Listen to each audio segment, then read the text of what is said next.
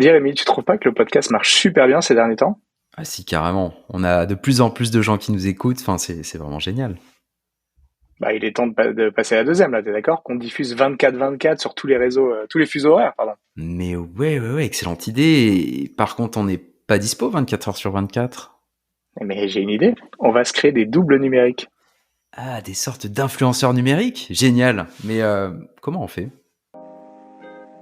Bonjour et bienvenue sur encore un podcast tech. Une sélection du meilleur de la tech une fois par semaine.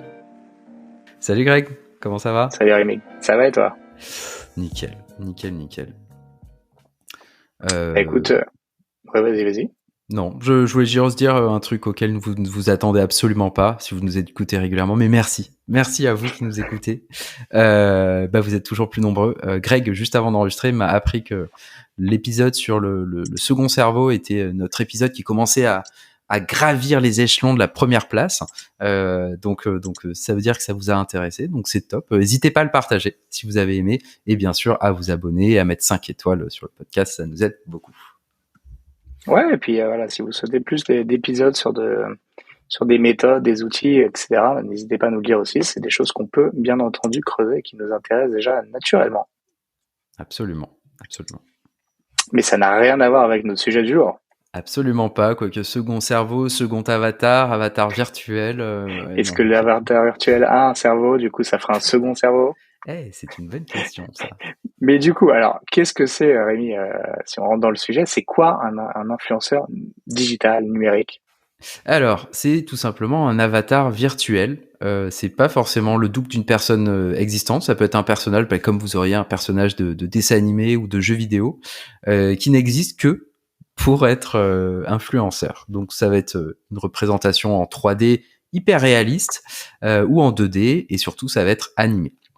L'avantage par rapport aux vrais influenceurs, vous savez, ceux qui vivent à Dubaï, c'est qu'il est dispo 24 heures sur 24. Il est fiable, il va pas vieillir, il ne va pas être malade, et il ne va pas être cher. C'est numérique, donc en fait, une fois que vous l'avez créé, vous pouvez facilement le réutiliser, changer ses vêtements, changer le fond derrière. C'est hyper facile.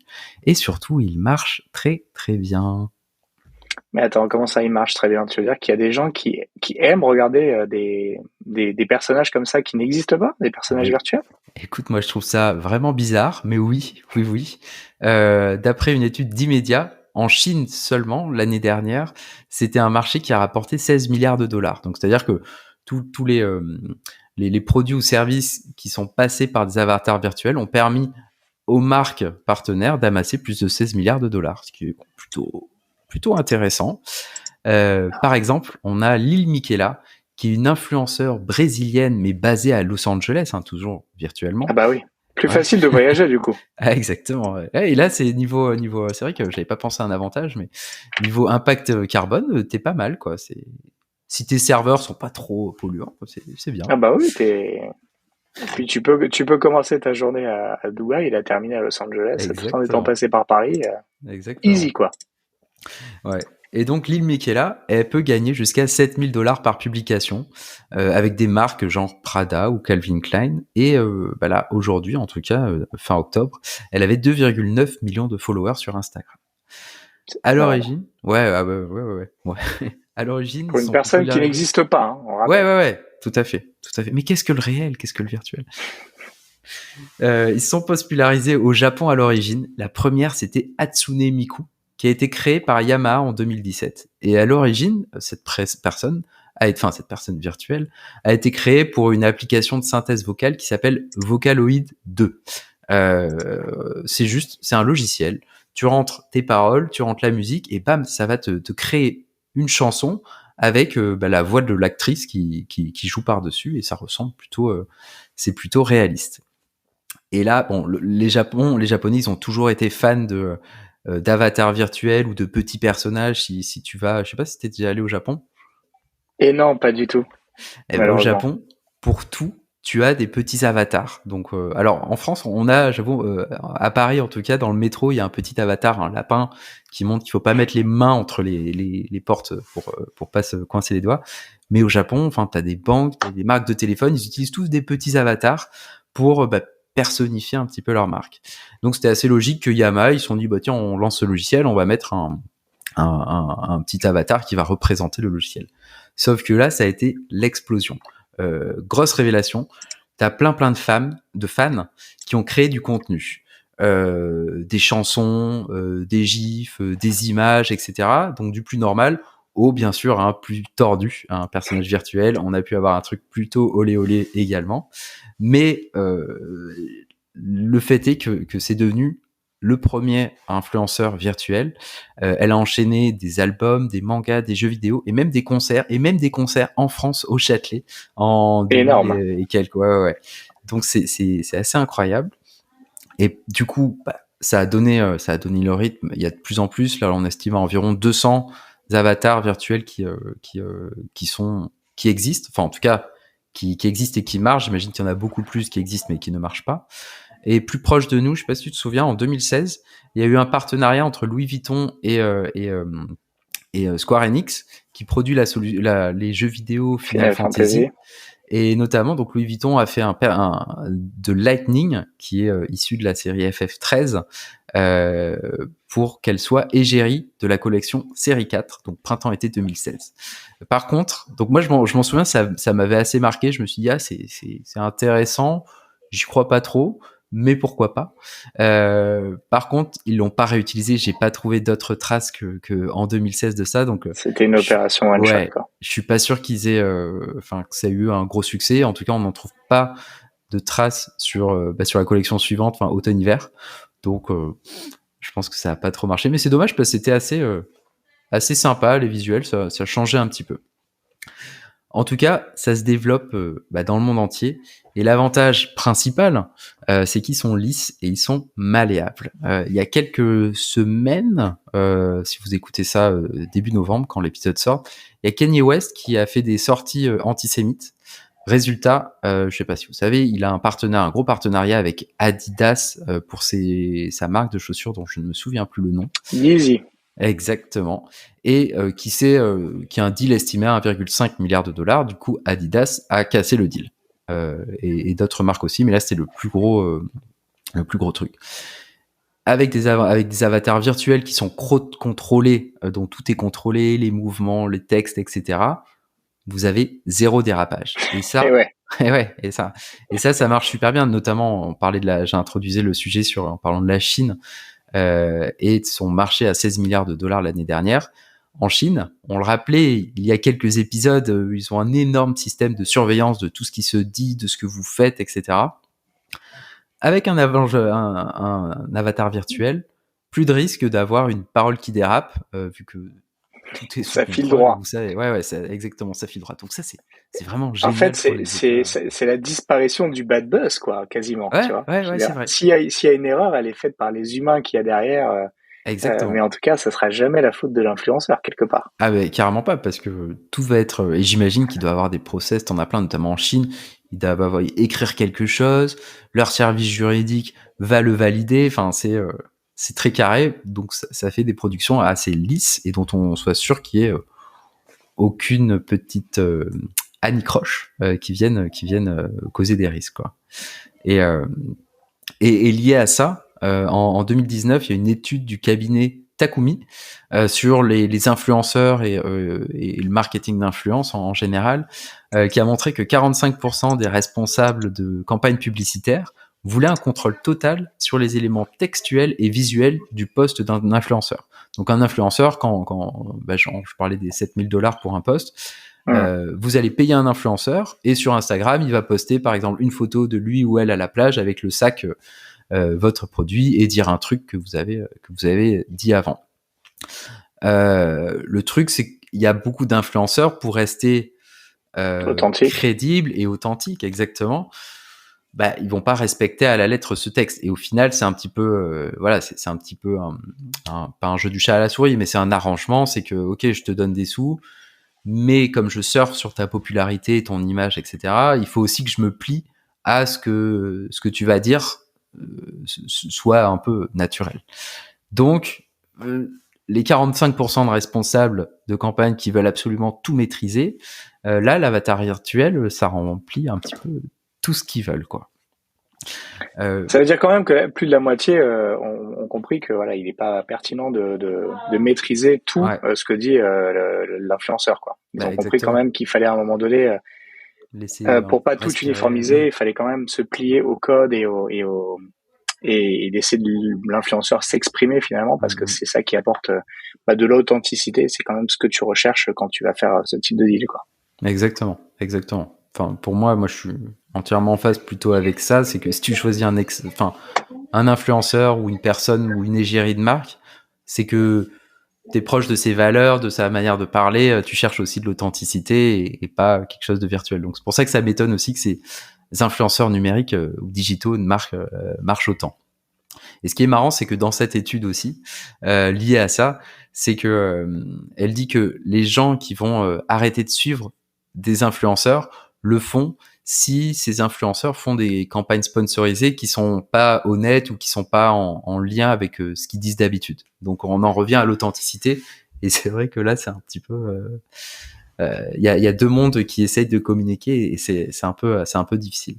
Mais du coup, le challenge pour les agences qui créent ces personnages virtuels, ça va être de créer des personnes auxquelles on s'attache. Et pour moi, pour avoir vu, enfin, j'ai regardé quelques vidéos sur des influenceurs comme ça, et c'est là où il y a la limite. On est quand même sur des personnages qui sont assez lisses, assez classiques. Et généralement, ce qu'on dit dans les, notamment, je sais pas si tu connais les règles de, je sais plus si c'est Walt Disney ou Pixar, les 22 règles pour raconter une histoire.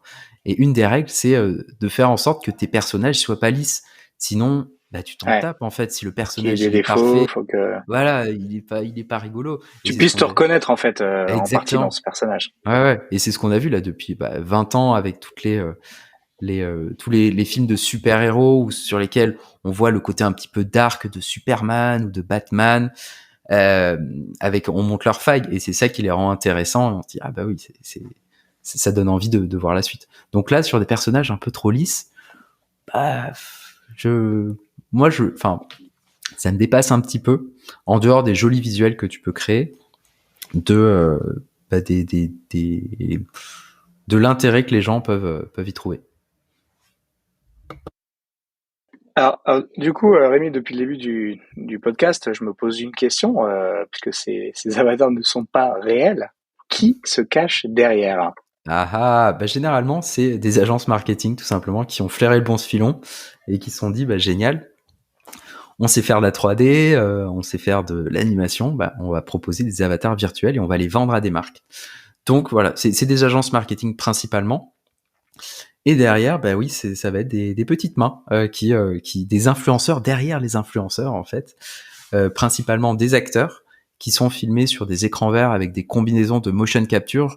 Je sais pas si vous avez eu l'occasion de voir des making of des films réalisés ces 30 dernières années, mais généralement je pense notamment au Star Wars avec le personnage de Jar Jar Binks qui était fait par, si vous voyez les images du making of, c'est un personnage habillé tout en vert et sur lequel, avec des capteurs sur le corps, qui sont généralement des petites bouts blanches, qui permettent ensuite à l'ordinateur de capturer en fait où est le coude, où est la main, etc., pour recréer le corps en image de synthèse et le faire le lier en fait avec tous ces mouvements.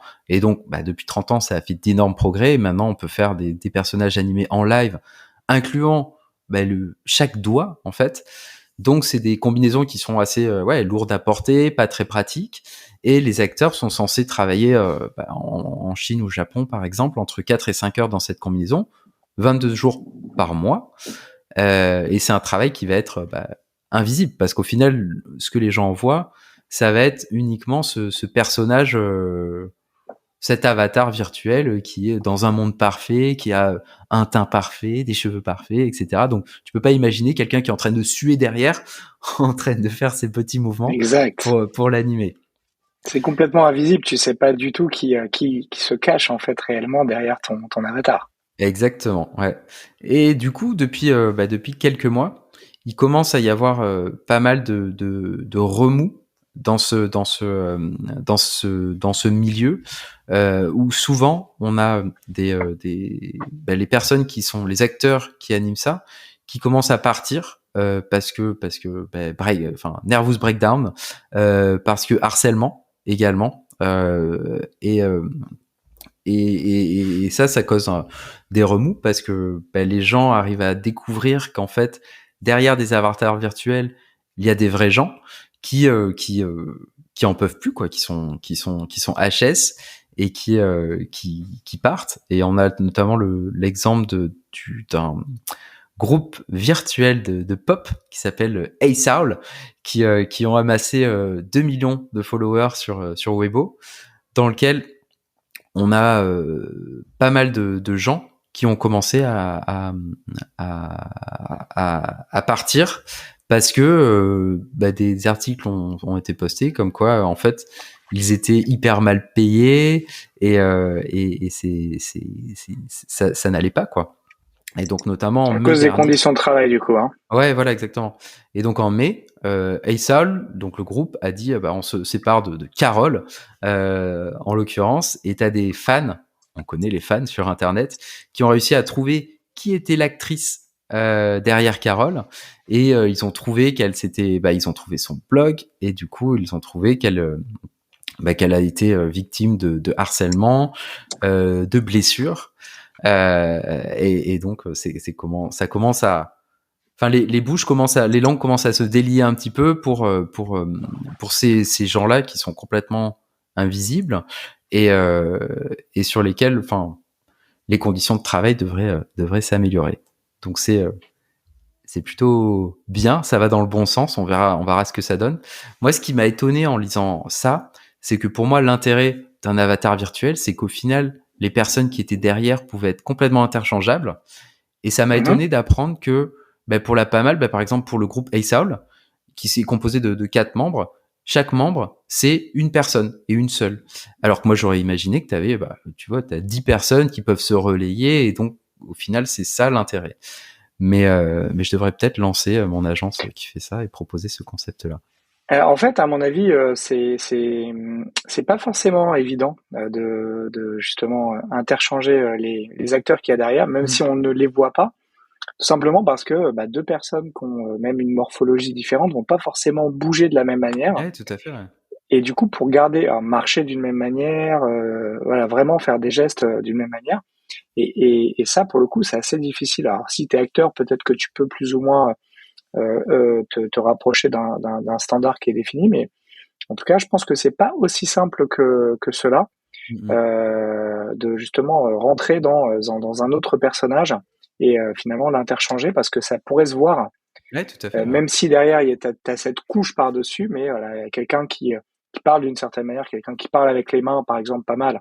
Si Oui. demain, en fait, il est remplacé par une personne qui est pas du tout le même type d'expression, ça paraîtrait tout de suite bizarre. Donc en fait, je sais pas dans quelle mesure, tu vois, ça, sur Ouais, le c'est papier, ça a difficile l'air d'interchanger. facile à Ouais. changer, mais Mm. peut-être qu'en vrai, effectivement, pour un souci de cohérence, justement, il est plus pertinent de garder la même personne, mais du coup, finalement, tu as un peu les mêmes contraintes qu'un influenceur physique. Ouais. Ouais, non, c'est sûr. Du coup, Ou alors, tu as des guidelines très très précis en disant, voilà, que la personne, influenceur, il doit bouger de telle manière-là, et donc tu ouais, as tout un cours d'acting, ça c'est possible, mais exactement. Ouais. Mm. hyper intéressant en tout cas, ouais. Ouais. Et donc, ce Mais du qui est coup, ils marrant, peuvent... Ouais, vas-y, vas-y. ce qui est marrant enfin marrant. Si, c'est plutôt positif. Enfin, l'histoire finit bien a priori pour le groupe Aysal, parce que la personne du coup qui était derrière le personnage de Carole, les fans pensent en tout cas avoir retrouvé quelqu'un qui lui ressemble dans la manière d'être, etc. Cette personne a posté une photo en juillet qui a récupéré plus de 850 000 vues. Et même s'il y a personne, enfin cette personne a jamais dit oui, c'était moi qui étais Carole dans Aysal, les gens continuent à la suivre et du coup on repasse du virtuel à la personne réelle. Donc ça c'est plutôt positif, je trouve, d'avoir retrouvé cette personne-là, enfin en espérant que ce soit elle, et qui potentiellement elle va devenir une vraie influenceuse et ensuite créera son avatar et puis dans une boucle infinie comme ça qui ne se finira jamais. C'est pas mal du tout. En fait, tu sais, ce sujet, en fait, quand tu l'as proposé, moi, j'avais pensé à un autre type d'influenceur. Ouais. C'était en fait alors ils sont pas du tout, pas complètement virtuels, mais j'étais tombé l'année dernière sur un article que j'avais relayé dans ma newsletter. qui était en fait une fausse influenceuse japonaise qui, Ouais. du coup, en gros, tu la voyais, c'était une fan de moto, et Ouais. donc elle était très Ah, très, j'en elle souviens. était très, c'est une bikeuse, voilà le Elle est terme, et en géniale fait cette histoire. elle était très populaire, tout ça. Elle était jeune, elle devait avoir la vingtaine, et en fait on s'est aperçu finalement que en fait, c'était pas une jeune fille, mais c'était même pas une fille. C'était un vieux gars de 50 ans, en fait, qui, à l'aide de filtres et d'applications, en fait, réussissait à se faire passer pour complètement quelqu'un d'autre, et puis retoucher, et puis même sur des, voilà, sur des stories, en fait, les filtres marchent suffisamment bien. Ouais. Donc, il utilisait l'application FaceApp, et grâce à ça, en fait, ça lui permettait vraiment de changer d'apparence complètement. Et en fait, la raison pour laquelle il a commencé à faire ça, c'est que quand il postait ses photos de lui, vieux motard de 50 ans, en fait, ça marchait pas de ouf en termes d'engagement sur les réseaux sociaux. Et dès qu'il a commencé à se faire passer pour une jeune fille, là, tout de suite, il a eu des milliers de likes. Et donc, il a du coup essayé de jouer là-dessus. Ouais. Sauf qu'en fait, il s'est fait démasquer, et donc il a dû justement dévoiler sa vraie identité. Donc c'était assez marrant, quoi.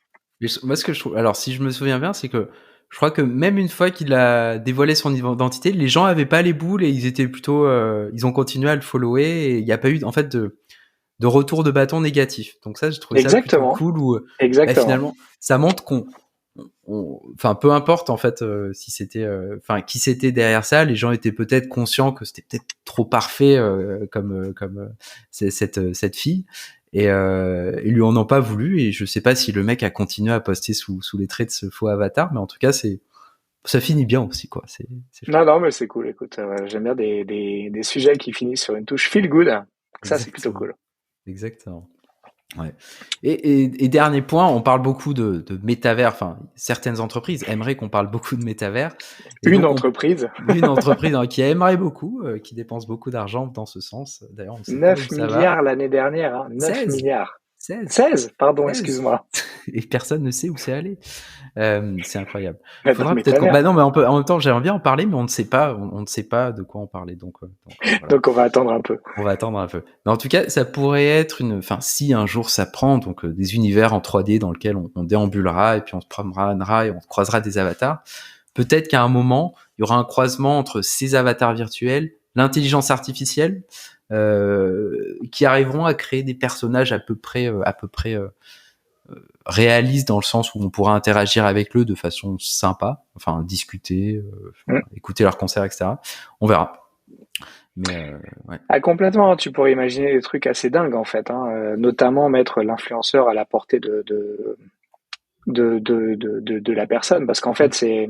tu vois, moi, j'imagine des trucs, en fait, où aujourd'hui, l'influenceur, c'est quelqu'un qui te ressemble un peu potentiellement, ou qui te sert de modèle, et avec lequel tu peux plus interagir que tu pouvais le faire avec les Ouais. modèles d'il y a 15-20 ans, c'est-à-dire les stars, les Mm. acteurs, les mannequins, les trucs et tout. Donc aujourd'hui, avec les réseaux sociaux, c'est devenu plus facile d'interagir. Du coup, cette proximité, c'est ça finalement qui fait le succès des influenceurs, Mm. le fait de pouvoir échanger rapidement. Mais imagine si demain, tu as un influenceur qui est complètement virtualisé et qui fonctionne avec une IA, tu pourrais très bien imaginer que cet influenceur-là, tu peux passer une heure, une journée avec lui, et en fait, tous ses abonnés peuvent faire autant en même Ouais. temps, parce qu'en fait, il est omniscient, Ouais. et du coup, tu peux, enfin, tu vois, en termes d'addiction et finalement d'adhésion avec l'influenceur, je pense que c'est le niveau encore au-dessus qui te Ouais. rendrait vraiment complètement accro, quoi. C'est un peu le film Heure, Ouais, limite, voilà, tu c'est ce vois. que j'allais dire. J'étais en train de chercher le réalisateur. Donc, je me souviens. Et ouais, donc ouais, je Ok. pense que c'est peut-être la next step, parce que quand tu vois l'évolution technologique et l'évolution en termes des usages et des réseaux sociaux, j'ai envie de te dire, toutes les briques, elles sont quand même en train Ouais. de se mettre là les unes derrière les autres, et Mm. je vois pas vraiment de raison pour lesquelles ça n'arriverait pas. Ouais, non, c'est sûr, c'est sûr. Bah, Heure, si vous ne l'avez pas vu, c'est l'histoire dans un futur plus ou moins proche où on a un personnage qui s'abonne à une intelligence artificielle et donc avec qui peut une intelligence artificielle avec laquelle il peut discuter, échanger, parler de sa vie, etc. Donc l'acteur c'est Joaquin Phoenix et la voix de l'intelligence artificielle c'est Scarlett Johansson et le film réalisé par Spike Jonze et il finit par tomber amoureux de cette intelligence artificielle et c'était très chouette. Le film est très chouette, au moins pour voir la magnifique moustache de l'acteur principal. Mais ouais, Mais très, pas que. mais pas que. Non, le film est vraiment très chouette et on se rend compte qu'au final, cette intelligence artificielle, elle peut faire tomber amoureux tous les gens avec qui elle discute et parce qu'elle est réplicable à l'infini. Donc c'est même si tu penses que tu as une relation intime avec elle et unique, bah, pas vraiment. Parce qu'elle est duplicable à l'infini. Mais ouais, moi je pense qu'il y a un moment où ça va arriver, et ce moment est pas trop loin. On a pas mal de... Alors, pas le chatbot de ma banque, mais pas mal de chatbots qui commencent à devenir plutôt... avec lequel on peut engager, réfléchir, notamment le modèle d'intelligence artificielle GPT-3, qui arrive à créer des interactions assez impressionnantes. Donc ouais, ça devrait arriver, au moins par texte, et puis au bout d'un moment avec un avatar virtuel. L'avatar virtuel, c'est assez facile, hein. Maintenant, on est arrivé à un niveau où on peut avoir des visages à peu près expressifs qui sont générés en live, donc on n'en est pas loin. Ouais. Ouais, complètement. Je pense qu'on est vraiment pas très loin, mais ça nous aura l'occasion d'en parler dans un futur épisode, je pense. Absolument. On a des choses intéressantes à dire là-dessus. Ok, Ouais, Rémi. J'espère que ça vous a intéressé, ce sujet. Bah moi j'ai bien kiffé. Comme souvent, c'est des sujets justement dont on perçoit que ça peut exister, mais là, tu nous montres un peu un panorama, tu nous expliques un peu ce qu'il y a derrière, les avantages, inconvénients, et puis avec des vrais cas. Moi j'adore. J'aime bien aussi quand moi j'apprends des trucs dans ce podcast, et ça c'est cool. C'est clair. Ouais, du coup on va parler de quoi la semaine prochaine, parce que oui, ça y est. On sait de quoi on va parler la semaine prochaine. Ah on bah revient oui, sur un non, rythme mais ça, plus normal. C'était un peu n'importe quoi. Fois... Ouais, c'était n'importe quoi. Vous avez bien fait. Franchement, ouais, vous avez même, vous auriez dû vous plaindre. Ouais. Écoute, la semaine prochaine, on va parler d'un sujet. Je crois qu'on l'a jamais abordé. C'est la maison connectée. Et plus particulièrement, en fait, on va parler de tout ce qui va pas dans la maison connectée. Pourquoi ça marche pas trop bien jusqu'à présent et pourquoi tout va changer dans les semaines qui viennent. Super, parfait. Et ben à la semaine prochaine alors. Salut Rémi, à plus. Ciao. Merci de votre attention. Si l'épisode vous a plu et que vous souhaitez nous aider, laissez votre avis sur Apple Podcast, car les podcasts, c'est le truc le plus dur à découvrir. Pour recevoir chaque nouvel épisode à sa sortie, abonnez-vous sur encoreunpodcast.tech. Vous pouvez également vous abonner à nos newsletters gregtailleb.substack.com et lebrief.tech.